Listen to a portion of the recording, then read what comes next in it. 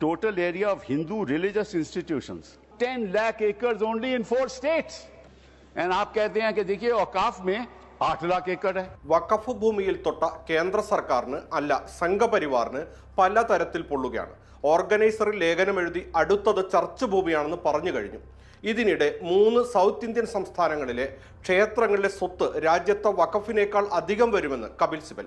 ഇതിലൂടെ കേന്ദ്ര സർക്കാരിന്റെ വാദങ്ങളെ പൊളിച്ച് കയ്യിൽ കൊടുത്തിരിക്കുകയാണ് Kapil Sibal. 4,47,000 in Tamil Nadu, 4,65,000 in Andhra, 87,000 in Telangana, 723 acres with Tirumala Tirupati Devasthanam, and thus it comes to 10 lakh acres only in 4 states.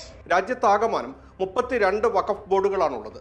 എന്നാൽ തമിഴ്നാട്, ആന്ധ്രാപ്രദേശ്, തെലങ്കാന എന്നീ സംസ്ഥാനങ്ങളിലെ ക്ഷേത്രം ബോർഡുകൾക്ക് കീഴിലായി ലക്ഷക്കണക്കിന് ഏക്കർ ഭൂമികളാണ് ഉള്ളത്. 4,47,000 ഏക്കർ തമിഴ്നാട്ടിലും 4,65,000 ആന്ധ്രയിലും 87,000 തെലങ്കാനയിലും അങ്ങനെ 3 സംസ്ഥാനങ്ങളിൽ മാത്രമായി 10 ലക്ഷം ഏക്കർ സ്ഥലമാണ് ഹിന്ദു ക്ഷേത്രങ്ങൾക്ക് കീഴിലുള്ളത്. അപ്പോഴെങ്ങനെയാണ് വഖഫ് രാജ്യത്തെ ആയിരക്കണക്കിന് ഏക്കർ ഭൂമി കൈവശം വെച്ചിരിക്കുകയാണെന്ന് പറയാൻ സാധിക്കുമെന്നും കപിൽ സിബൽ. And आप कहते हैं कि देखिए औकाफ में 8 लाख एकड़ है. अरे भैया आपके हिंदू टेम्पल्स में भी इतनी संपत्ति है. വഖഫ് സ്വത്ത് ദൈവത്തിന് അവകാശപ്പെട്ടതാണെന്ന് പോലും അറിയാതെയാണ് അത് ട്രസ്റ്റ് സ്വത്ത് കൈകാര്യം ചെയ്യുന്നത് പോലെ ചെയ്യാമെന്ന് കേന്ദ്ര ന്യൂനപക്ഷ മന്ത്രി കിരൺ റിജിജു പറഞ്ഞത്. The land once donated belongs to God. Please round up. It doesn't belong to the trust. Appealji, round up now. Sir, it belongs to God. You cannot sell it ever. Waqf property cannot be sold. കേവലം മുസ്ലിങ്ങൾക്ക് അതും 5 വർഷം ഇസ്ലാം മതം അനുഷ്ഠിച്ചാൽ മാത്രമാണ് വഖഫ് നൽകാനാവുക എന്നാണ് പുതിയ ഭേദഗതിയിൽ പറയുന്നത്. എന്നാൽ ഞാൻ ഒരു മനുഷ്യനാണ്, ഇതെന്റെ പ്രോപ്പർട്ടിയാണ്, എനിക്കിത് വഖഫ് നൽകണം. ആർക്കാണ് എന്നെ തടയാനാവുക? ഇത് എന്ത് നിയമമാണ്? ഞാൻ ഹിന്ദു ആണെങ്കിലും മുസ്ലിം ആണെങ്കിലും എനിക്ക് പ്രോപ്പർട്ടി നൽകാൻ സാധിക്കുമെന്നും കപിൽ സിബൽ. വഖഫ് ഭേദഗതി ബിൽ മുഖേന മുസ്ലിം ന്യൂനപക്ഷത്തെ ഉന്നമിടുമ്പോൾ മൗനം കൊണ്ടല്ല തുറന്ന പിന്തുണ കൊണ്ടുതന്നെ ആ വംശീയതയ്ക്ക് കരുത്തു പകരുന്നവരായി ചിലർ മാറി. ബിൽ പാർലമെന്റിൽ പാസ്സായതിന് തൊട്ടു പിന്നാലെ വഖഫ് ഭൂമിക്കുമേൽ ആദ്യം പതിഞ്ഞ വംശീയ കണ്ണ് തുടർന്ന് ചർച്ച ഭൂമിക്കുമേൽ പതിഞ്ഞിരിക്കുകയാണ്. വഖഫ് ബില്ലിന് കൈയടിച്ചവർ ഒന്ന് ഞെട്ടിത്തെരിച്ച് നിൽക്കുകയാണ്. ഇപ്പോൾ രാജ്യത്ത് ഏറ്റവും കൂടുതൽ ഭൂമിയുള്ളത് ക്രൈസ്തവർക്കാണെന്ന് RSS മുഖപത്രമായ ഓർഗനൈസറിൽ ലേഖനം വിവാദമായതോടെ ലേഖനം മുക്കി.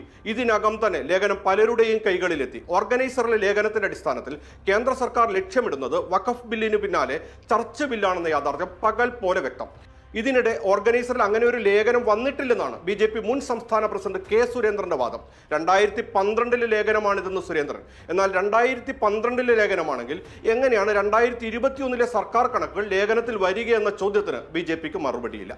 കേരളത്തിൽ ക്രിസ്ത്യൻ പ്രീണന നീക്കവുമായി BJP മുന്നോട്ട് പോകുമ്പോൾ ചർച്ചയാവുന്നത് സംസ്ഥാന വൈസ് പ്രസിഡന്റ് B. ഗോപാലകൃഷ്ണൻ മുമ്പ് RSS വാരികയിൽ എഴുതിയ ലേഖനമാണ്. ക്രിസ്ത്യൻ ലോബിയുടെ കുരിശുയുദ്ധം എന്ന തലക്കെട്ടിൽ കേസരിയിൽ എഴുതിയ ലേഖനമാണ് പുതിയ വിവാദങ്ങളുടെ പശ്ചാത്തലത്തിൽ സമൂഹ മാധ്യമങ്ങളിൽ പ്രചരിക്കുന്നത്. സമ്പൂർണ്ണ മുസ്ലിം വേട്ടയ്ക്ക് മുന്നേ തന്നെ ക്രൈസ്തവരെ വേട്ടയാടി പിടിക്കാനുള്ള പദ്ധതിയാണ് ഓർഗനൈസറും കേസരിയും അച്ചുനിരത്തി അറിയിക്കുന്നതെന്ന് കോൺഗ്രസ് നേതാവ് ജിൻഡോ ജോൺ.